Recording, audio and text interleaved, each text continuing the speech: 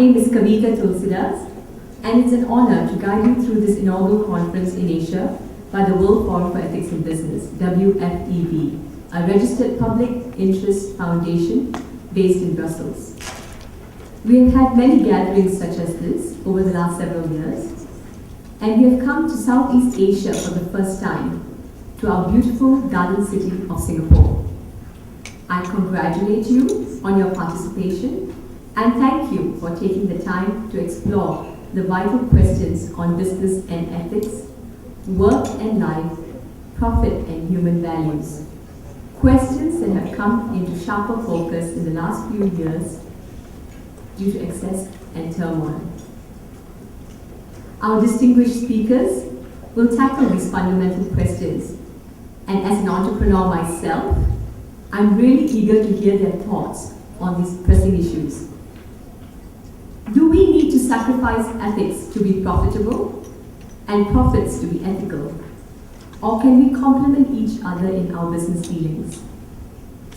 What are effective leadership styles and strategies that will boost decency and human values without sacrificing profitability and sustainability?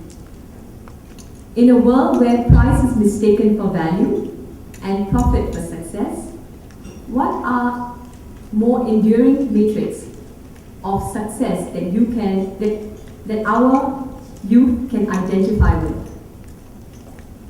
We have learned from the current financial crisis. What have we learned from the current financial crisis to avoid or mitigate future ones? All questions and no answers makes for a dull conference. So let's now look for answers.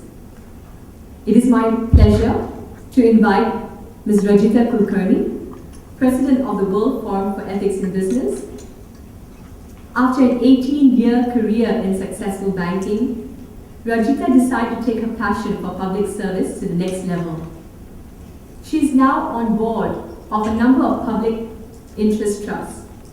To list a few, she runs over 100 schools and colleges, and a newly formed full-fledged university in India, and another trust that runs over 200 free schools. Over the last few years, she has been traveling tirelessly around the world, forging relationships with educators, business dealers, and heads of state in her favorite cause of ethics and human values. Ladies and gentlemen, Ms. Rajitha Kulkarni.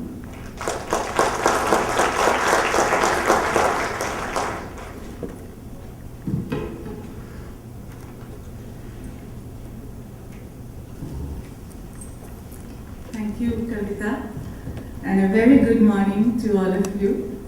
I had decided to start by saying that it's such a wonderful sunny morning here in Singapore, which is what I like about Mondays, but it is not today.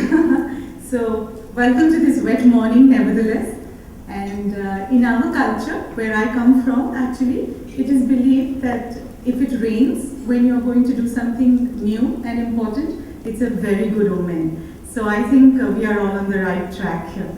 And before we start, apologies for the delayed start, but we still have a good 30-40 people stuck right outside in about a 5-6 minute zone, waiting to kind of maneuver their way through the traffic. So thank you for your patience in this delayed start. So it is a really great honor for me to be here with you. Singapore is one of my favorite destinations.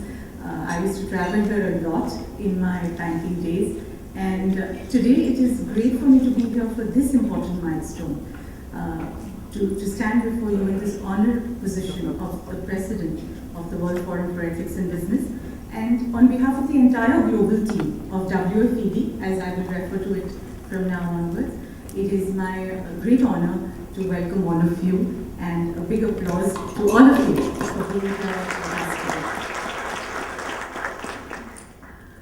We have gathered here today former-nominated members of parliament, leaders from business, and that's across many industries. We have banking represented here, consulting, manufacturing, hospitality, education, retail, to name a few. We have members from the academic field, members of the civil society, members of the media, and of course to mention our strategic partners, the Singapore-India Chamber of Commerce and Industry, the Singapore Compact for CSR, the International Association for Human Values, and supported by the Singapore Business Federation, British Chamber of Commerce, Singapore American Chamber of Commerce, Singapore International Chamber of Commerce, PricewaterhouseCoopers, Nanyang Technical University, BLAC, that is the Young Entrepreneurs from Spring, and the most noteworthy, for me, the exciting part of it, of course, all of this is great, is the student community we have here. I think we have few of them already here, but let me just share with you, we are going to be joined in as the day progresses by students from a number of institutions in Singapore, the INSEAD Business School, the Lee Kuan Yew School of Public Policy, SMU Business and Law Schools, SP Jain Institute of Global Management, NUS Business Schools, and some of the faculty members are here as well. So once again, a very warm welcome to all of you on this beautiful Monday morning. So before we get into the day's proceedings, since this is the first inaugural conference of WFEB in Asia Pacific, I thought it would be a good idea to share with everybody a little bit about the WFEB story. Would that interest you? Yeah, a little bit about the context of WFEB. What has its, how was it constituted? What are its goals? What has it been doing? And what are some of its objectives going ahead? So I'll take you through a few slides, and I would love to interact with you and talk about it depending upon the time we have. Otherwise, anyways, in the day, we get the opportunity.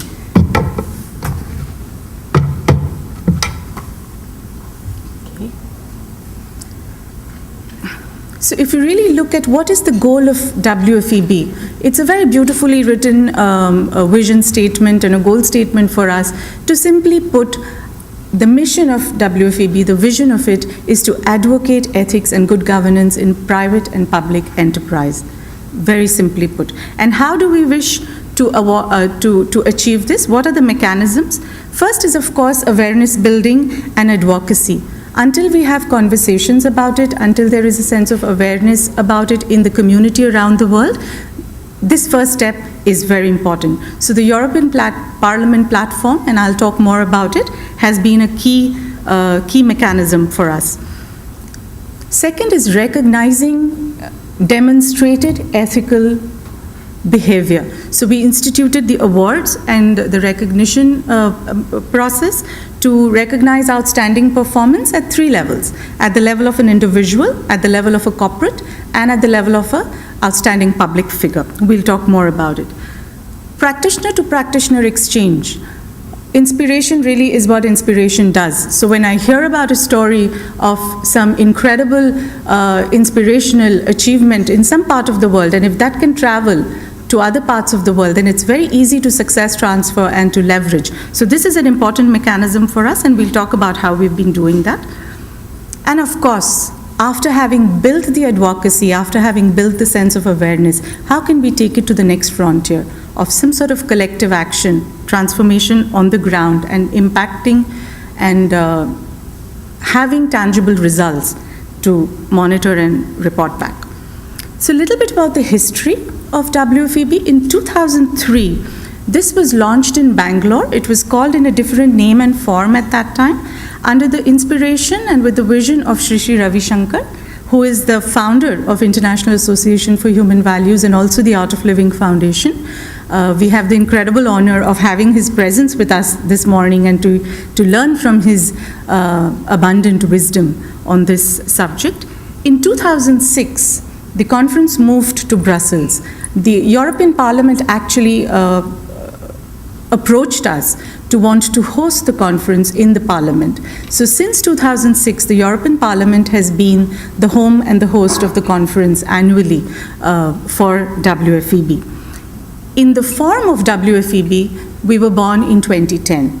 After about 3 or 4 years of coming together as a global community in the Parliament, some of the main stakeholders came together to create WFP as an independent, not-for-profit organization. And that is how in Jan 2010, as Kavita mentioned, we are registered in Brussels. In Jan 2010, the form of WFP was born, and the World Bank Institute, the Earth Charter, International Association for Human Values are its 3 key strategic partners. And we have a number of public and private organizations which are its supporting partners. And all of this information is available on our website. This is one of my favorite pictures, is one of our last conferences in the Parliament. So this is the home for WFEB.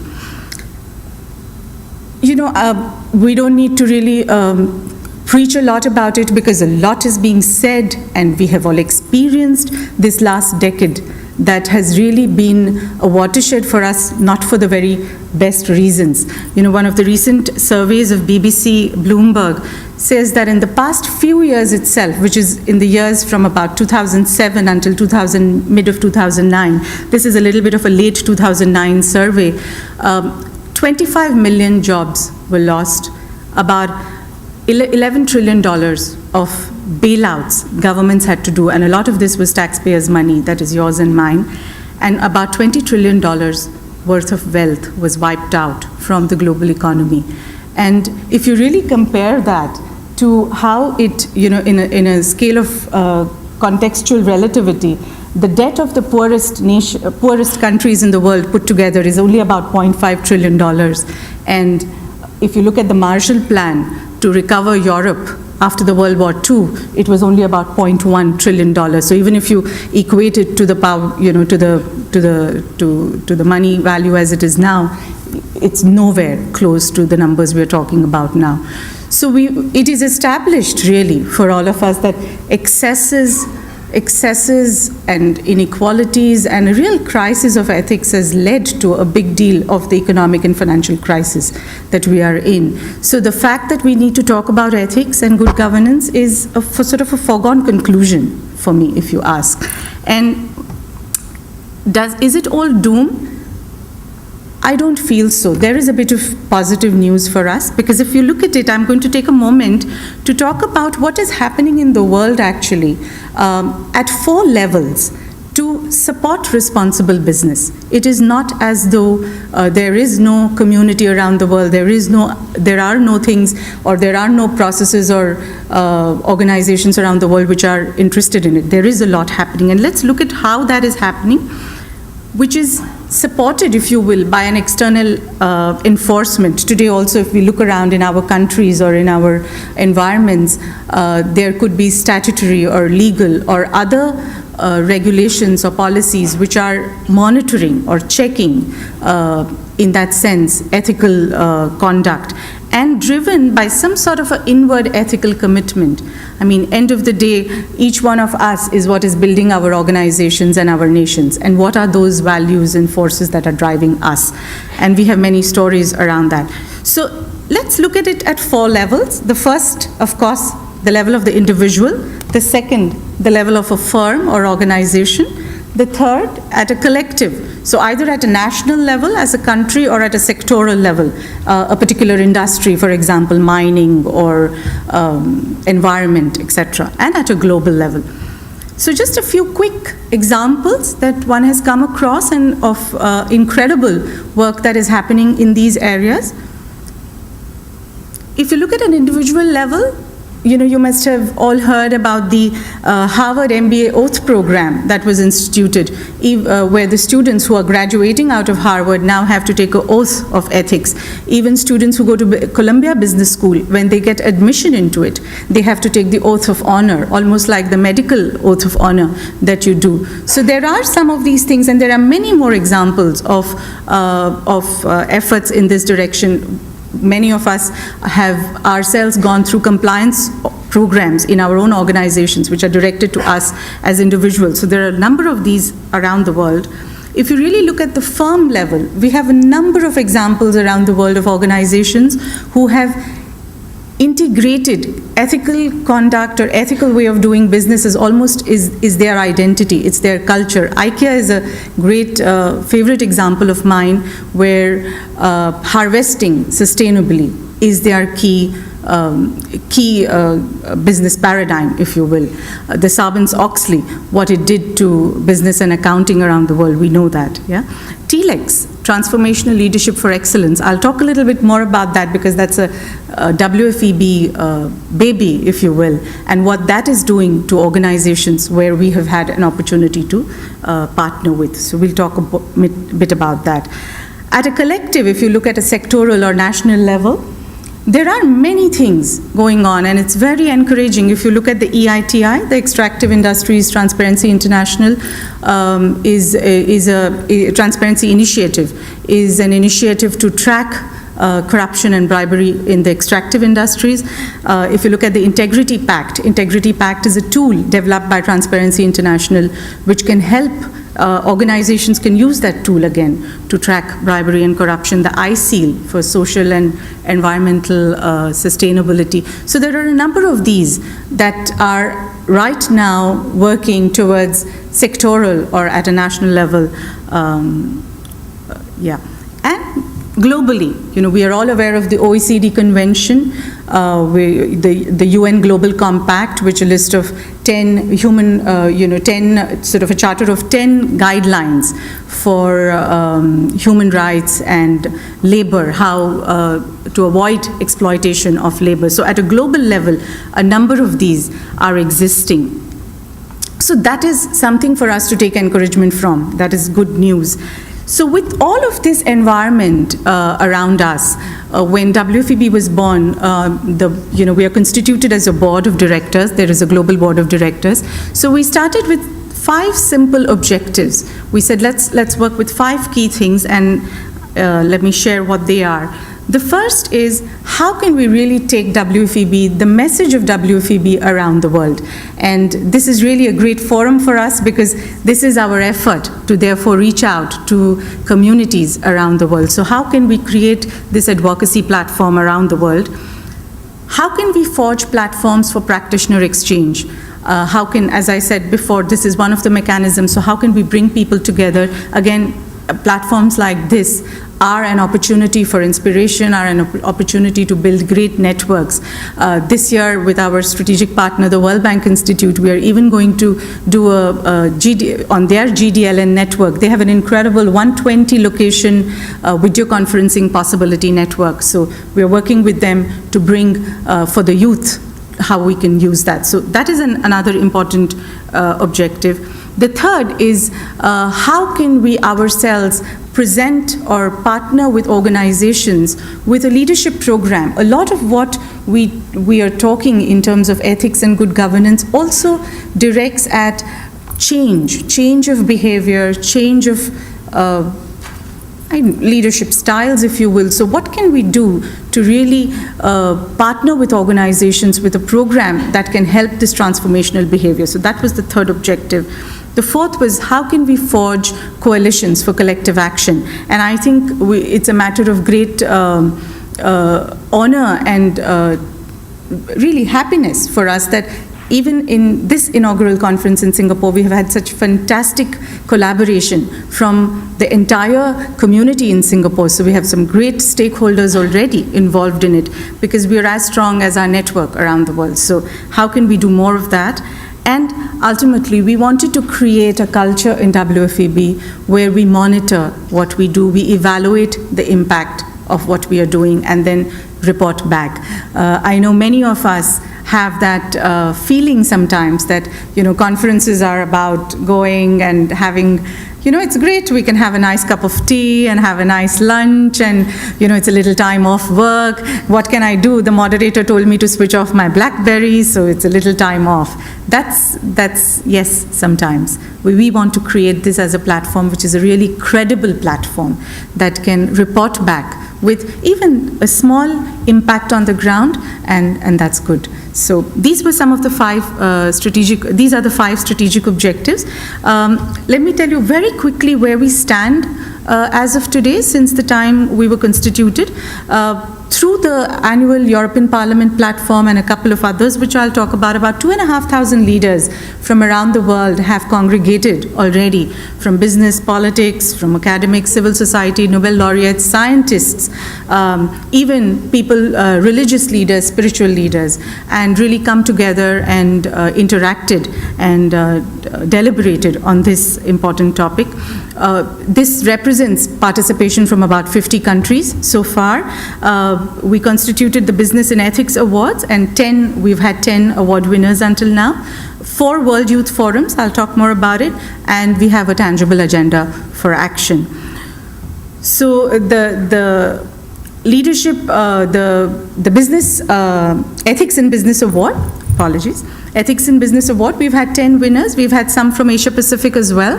And these awards were instituted, as I said, for outstanding individual, outstanding corporation, and outstanding public figure. So 10 awardees until now. The World Youth Forum.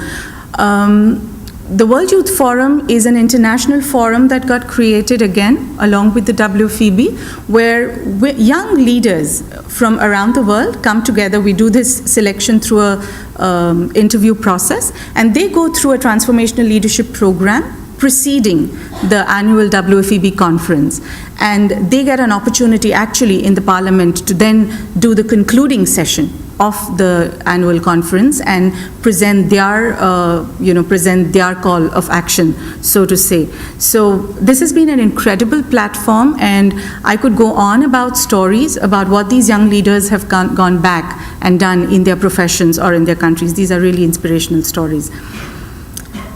And in terms of really expanding the geographies, we had some success with it, and we had a conference in Poland, we had a conference in Russia, and we did a conference on strengthening responsible business and good governance in Africa, in Brussels itself, in 2010. We had about 450 members of the African business, political, academic, scientific community traveling into Brussels for this conference. And actually the agenda and the entire action charter of this conference now is part of the World Bank Institute's Charter of Activities from 2011 onwards. So there is some incredible work that is going on this front.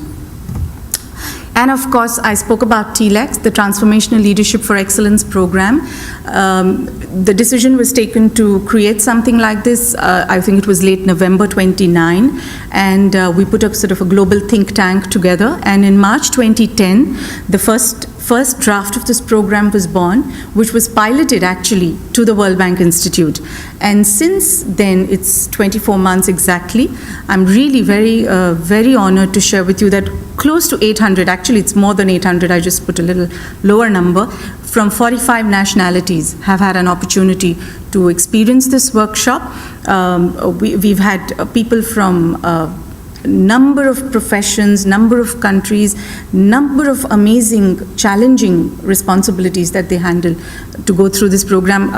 In Singapore itself, we partnered with the Lee Kuan Yew School of Public Policy, and we offered this program as part of the DARE workshop that they did for urban professionals from Mongolia, Vietnam, Philippines, Indonesia, Cambodia, and so on.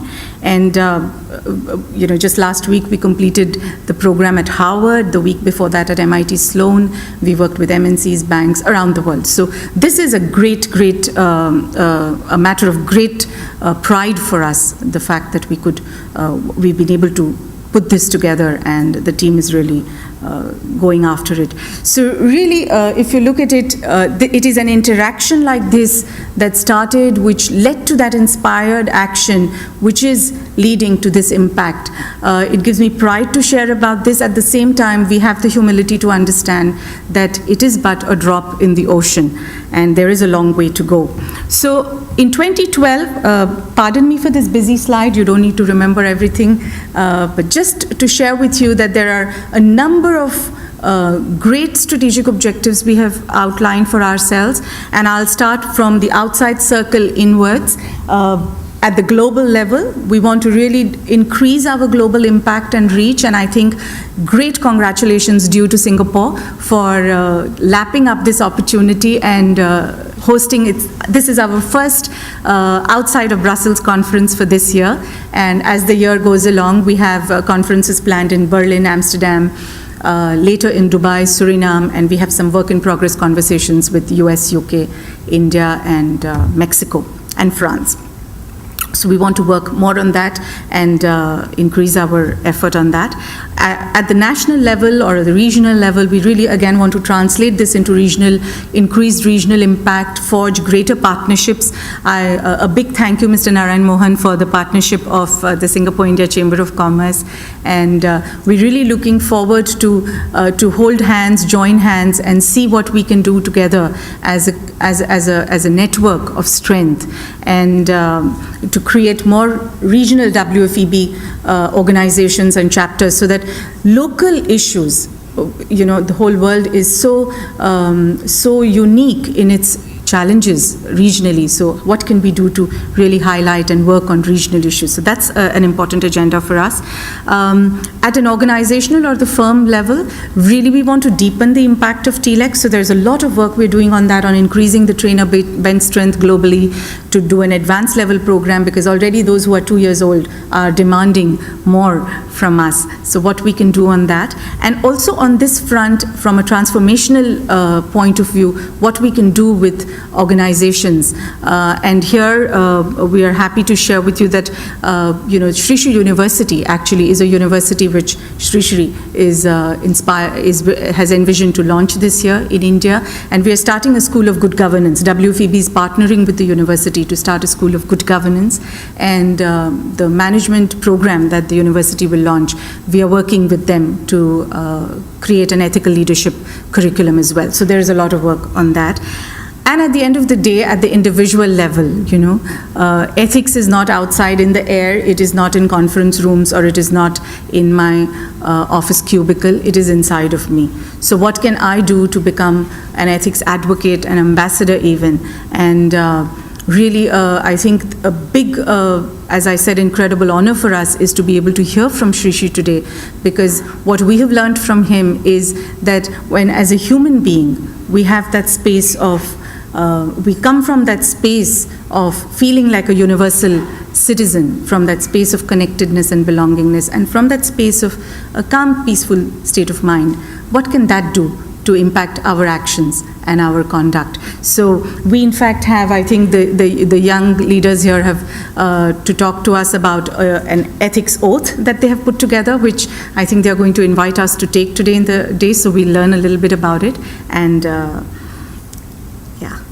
so this leaves a few questions before us. Of course, it is not easy sometimes in our environment, and I think we're very lucky that we have a stellar panel of speakers in the morning as well as in the afternoon, and it's going to be wonderful for us to hear from their stories, their challenges, their victories, their triumphs, and learn how really can we commit to ethical behavior. What can we do when we are confronted by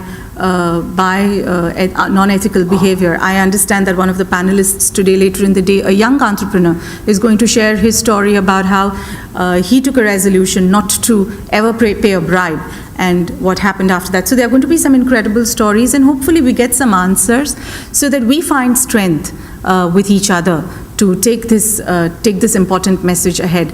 I believe that all of us who are here have already taken that first step, and I think it is our collective strength that will help us take the next 10. So with that, I want to just leave with you a very, very beautiful and a profound wisdom that Sri Sri shared in our last conference, and I'll read it with your permission. I quote, "Trust is the backbone of business. In the current economic downturn, as businesses face the challenge of restoring people's faith and confidence, spirituality and human values can play a key role. Now is the time for us to come together and plan how we can build a sustainable future and bring peace and prosperity to mankind. Human values and ethics need to be the core of any development. We have seen the flaws in communism. Now we are seeing the flaws of unbridled capitalism. it is now time for a new ism, humanism. Shri Ravi Shankar, founder, IHV and Art of Living Foundation. With that, I thank you for giving me such a patient ear, and I once again welcome you all to this important day for us, and look forward to interacting with you. And I want to request you to really engage as much as you can and interact, be a part of the day, and we will have a great day today. Thank you very much.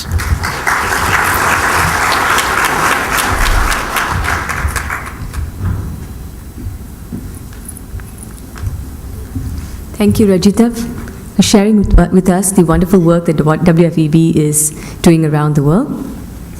We now like to call upon our next speaker. He needs no introduction for those of us who are from Singapore.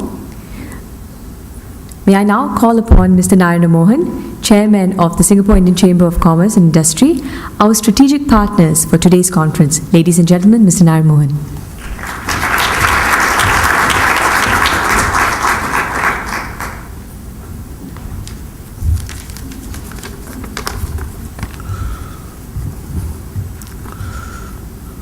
Ms. Rachita Kulkarni, President, World Forum for Ethics in Business, distinguished speakers, ladies and gentlemen.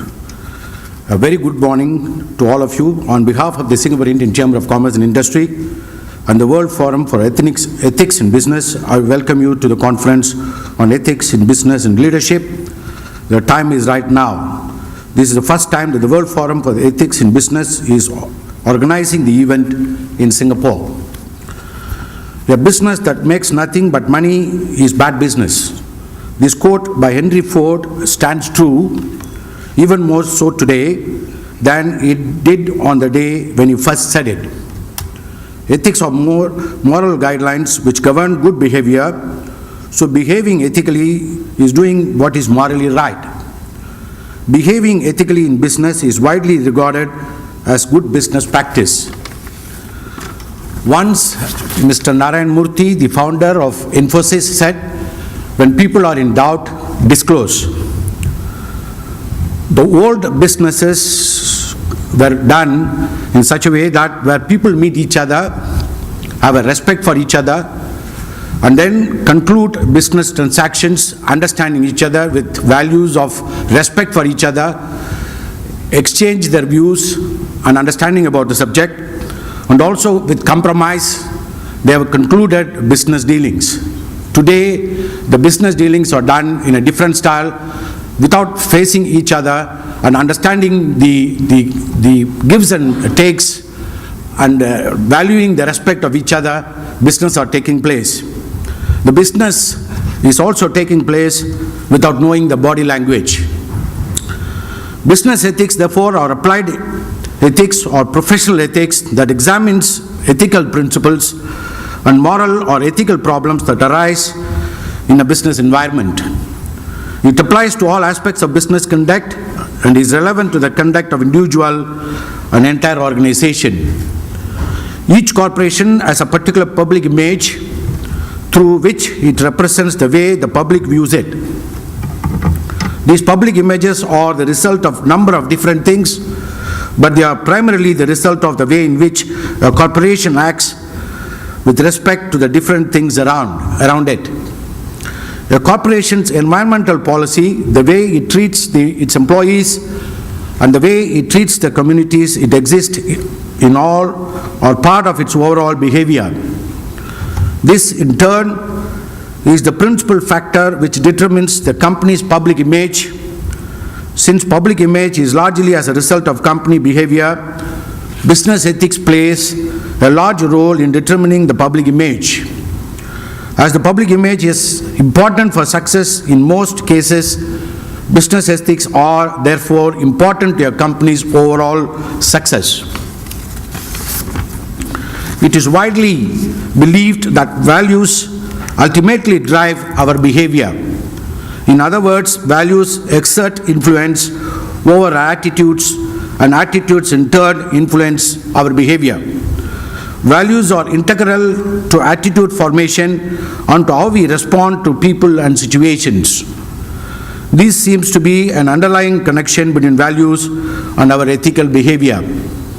I shall not go into the details of ethics and values and their relevance and importance in our lives. I shall leave it to the panel of distinguished speakers in the course of this conference. The speakers will provide their views, perspectives, and assessment of the subject matter. Before I end, I would like to thank the World Forum for Ethics in Business for inviting SICCI to be a partner in the conference. I also extend my appreciation to the speakers for taking time off their busy schedule to be with us today. Last but not least, I thank all of you for your participation in this conference. I'm confident that you will have a fruitful and engaging event. Thank you.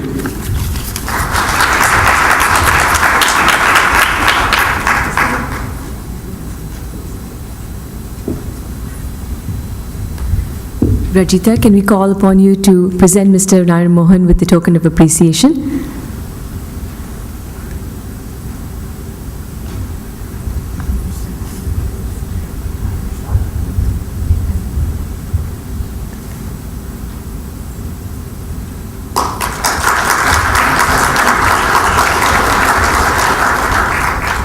Thank you, Mr. Narayan Mohan.